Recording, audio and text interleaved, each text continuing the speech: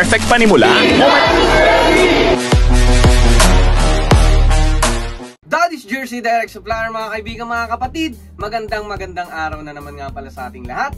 Ngayong araw, buddy, nandito tayo sa ating physical store kung saan meron na naman pipick up ng pinakyaw na jersey. Ayan. Kasama natin ngayon, guys, si Sir Arniel. Ayan, Sir Arniel, bati ka naman sa mga viewers natin. Shoutout mo yung mga tropa natin sa Cavite. Alam mo, shoutout po sa mga tropa dyan. Sa mga hindi nakakalam, si Sir Arniel ay taga Imus, Cavite. Ayan. So taga Imus, Cavite pa, pumunta dito sa Tanawan City, Batangas para pick upin yung kanyang mga pinakyaw na jersey. Ayan. So guys, sa mga hindi nakakalam, si Sir Arniel ay seaman na mag-uumpisa pa lang ng kanyang negosyo. So sir, tanong ko lang, ano yung nag-push sa'yo na mag-start ng sariling negosyo na jersey business? Bali, ako talaga medyo may pagka-negosyante din. Nasubukan ko yun ng pandemic.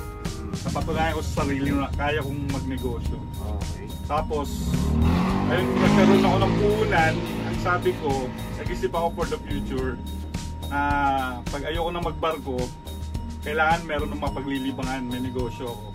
So, isa to sa naisip ko at pinag-aralan ko, okay naman siya. Medyo maganda. Tsaka mahilig naman tayo sa sports.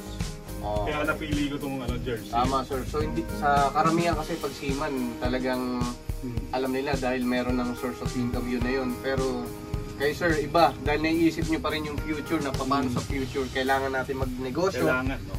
Kahit papaano hindi habang buhay nakasampa tayo sa barko, hindi habang buhay malakas tayo, at least ngayon pa lang may napapagana na tayo na negosyo. So eto yung mga nakuha ni Sir Arniel. Meron siyang City Edition.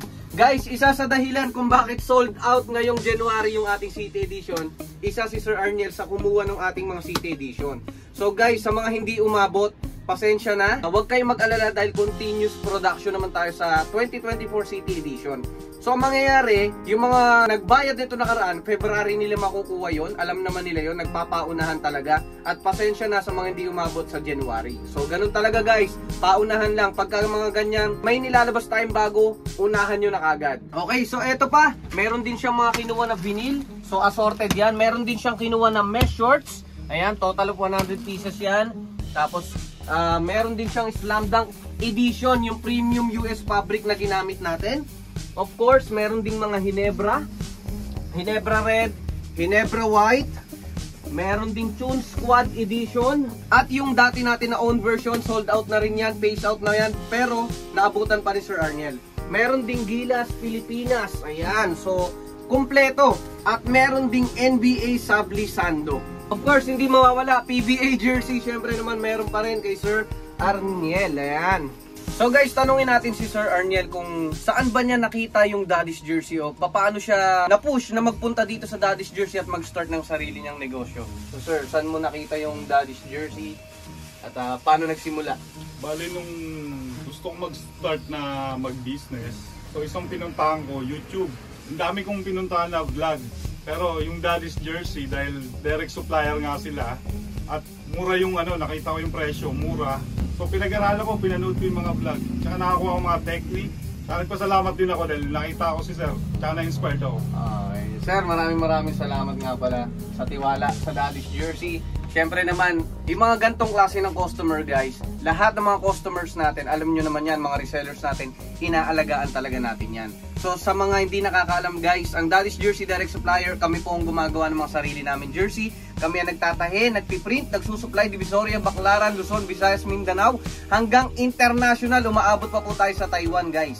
Sa lahat ng mga gustong magsimula ng sarili nilang negosyo, magpunta lang kayo dito sa ating physical store, 35 N. Gonzales Street, Barangay 2, Tanawan City, Batangas. And good news guys, dahil nire-renovate na yung ating bodega, napapasukan din ng mga admins. At syempre, pagka nag-walk-in kayo, mas malaki na yung ating bodega, nandun yung mga jersey natin. Dampot na lang kayo ng dampot doon. Syempre naman, napakaganda ng quality ng jersey natin. At the same time, makukuha mo siya ng mura dahil wholesale. Tapos pwede mo siyang maibenta ng mahal. So malaki yung markup mo. Ang kagandahan pa dito guys, hindi ka malulugi dahil yung produkto natin hindi naman to katulad ng mga pagkain na may duration o kailangan mapaubos mo ng gantong araw dahil pwedeng mapanis. So guys, ang kagandahan dito, hindi kasi napapanis yung produkto natin. At ang malupit pa dito dahil nga tulad ng sinabi ko, inaalagaan natin yung mga resellers natin. Kapag hindi mo napaubos yung items, pwede mong ibalik. Saan ka pa makakakita niyan, buddy? So dito lang yan sa Daddy's Jersey. Halimbawa, hindi mo napaubos yung ating Gilas Pilipinas. Ang gusto ng customer mo ay Hinebra. So bumalik ka dito, isoli mo sa aking Gilas Pilipinas, palitan natin ang Hinebra para may benta ka pa rin. Ganun kabangis si Daddy's Jersey mag-alaga ng mga resellers. So guys, kung isa ka sa gusto magnegosyo, mag-message ka lang sa page ng Daddy's Jersey Direct Supplier. May mga admins na tayo nasasagot sa inyo para bigyan ka ng price list, complete details, at kung paano ka mag-order. So guys, maraming salamat sa panonood ng vlog natin for today. Sir Axel na naman nga pala ng Daddy's Jersey Direct Supplier, mga kaibigan. Kasama ko Sir Arnel. Kaway ka muna din, sir. Na nag-iiwan ng katagang basta't kailangan mo ng pambentang jersey, hanapin lang si Daddy's Jersey. Maraming pong salamat.